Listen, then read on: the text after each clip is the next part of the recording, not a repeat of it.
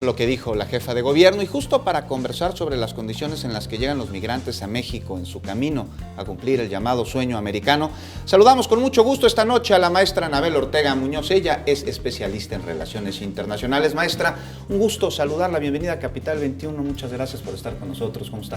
Al contrario, muchas gracias por nuevamente estar aquí invitada, gracias. Maestra, pues un reto, varios retos que enfrenta el gobierno federal. Uno de ellos es garantizar el cumplimiento de los derechos de los migrantes en su camino a la frontera norte, y otro pues es mantener una buena relación con los Estados Unidos. ¿Cómo se están logrando ambas cosas? Qué bien lo dices. Fíjate que es un reto muy grande porque además esto obedece a un fenómeno mundial. Y a mí sí me gustaría enmarcarlo en este sentido porque fíjate, incluso acaba de pasar la conferencia en Davos, el Foro Económico Mundial, en donde se habla ahora del trabajo y todos los problemas que han enfrentado las naciones ahora en la economía. Y esto ha generado mucha desigualdad en el mundo. Y obviamente la región latinoamericana no es la excepción, de hecho es la que más nos incumbe y la más complicada en ese sentido, precisamente por la política migratoria que ahora imprime el presidente Trump.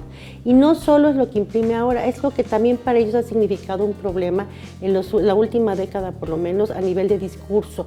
Siempre ha habido migraciones y hay también una tradición de caravanas, también hay que decirlo, pero en este sentido, en esta presidencia de Trump, es un sello, él lo llega a la presidencia diciendo tenemos que poner un muro porque esto está muy mal y ya no queremos más migración, frente a un fenómeno económico que sí responde a necesidades, porque los migrantes también aportan mucho y ayudan mucho a la economía norteamericana, por lo menos, que es distinto a las migraciones en Europa, tienen otra connotación, sí. Pero en el caso de los Estados Unidos, los migrantes también han aportado mucho y han sido parte también ya de la cultura, una cultura que asimilaron también. Se fundaron con migrantes los Estados Unidos de Norteamérica. Así es, imagínense qué contradiscurso de repente, y ahora que nosotros, México, estando en medio de una región tan desigual como es Centroamérica, no quiero decir que México esté muy bien, pero Centroamérica está padeciendo mucho, y no se diga ahora los fenómenos tan terribles de derechos humanos en Venezuela y la región, y esas migraciones a Colombia, en fin, todo este fenómeno nos pone en un dilema muy grande,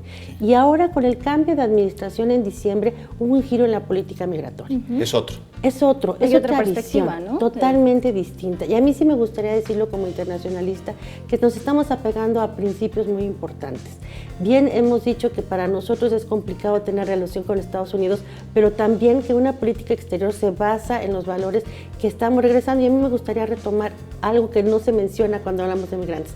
Es la Declaración de Nueva York para los Refugiados y Migrantes.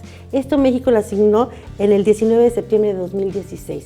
Ahí vino un debate muy importante de qué significaban los desplazamientos forzados, qué son los refugiados, qué son los migrantes, y somos signatarios de ellos. Y en esa gran declaración, hace tan solo en el 2016, vemos cómo se está enfrentando esta dinámica mundial desde muchas aristas. Está el tema de la igualdad, de lo político, en fin, y sobre todo yendo a la protección de derechos humanos. Entonces, ¿cómo no cumplir con una declaración internacional?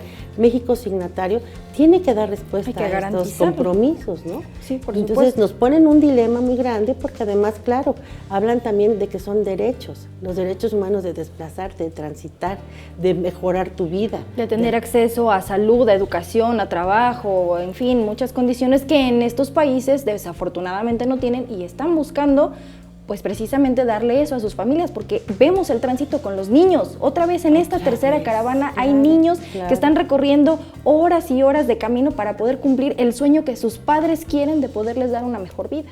Así es. Y entonces se habla justo en este gran compromiso que tenemos que asumir como país de la movilidad segura. Y a eso se refiere cuando tenemos que registrar estos migrantes. Claro, además, y se está cumpliendo, maestra. Pero ¿qué va a suceder una vez que los migrantes lleguen a la frontera norte y no los van a dejar pasar? Los que decidan llegar, ¿no? Porque hay algunos que se quedan en México, Los que alcancen a llegar. ¿Qué va a pasar con ellos? Habla que es muy importante para las naciones también el trabajo de los migrantes. La vez pasada en Tijuana fueron rechazados, cuando incluso en Tijuana pues hay un déficit de trabajo, porque las personas que viven en Tijuana y son mexicanos se cruzan a la frontera para trabajar porque tienen mejores sueldos, y hay trabajos que nadie hace. Los migrantes podrían ocupar esas posiciones. Desde luego ese siempre ha sido el argumento, y para los migrantes también el derecho a este trabajo que otros no quieren ocupar. Pero ¿qué pasa? tiene que ver también con estas políticas migratorias. Y estamos justo, fíjense qué complicado el mundo, estamos justo pugnando por los derechos humanos cuando también tenemos un discurso del muro, un muro en donde nos dicen hasta aquí. Pero tenemos primero una relación de respeto en donde dice, vamos a hacer un programa hacia la frontera sur donde hay más de 10,000 millones de dólares para invertir, para que las empresas ayuden a que no haya tanta migración, y por otro lado un muro que nos impide incluso ciertas negociaciones.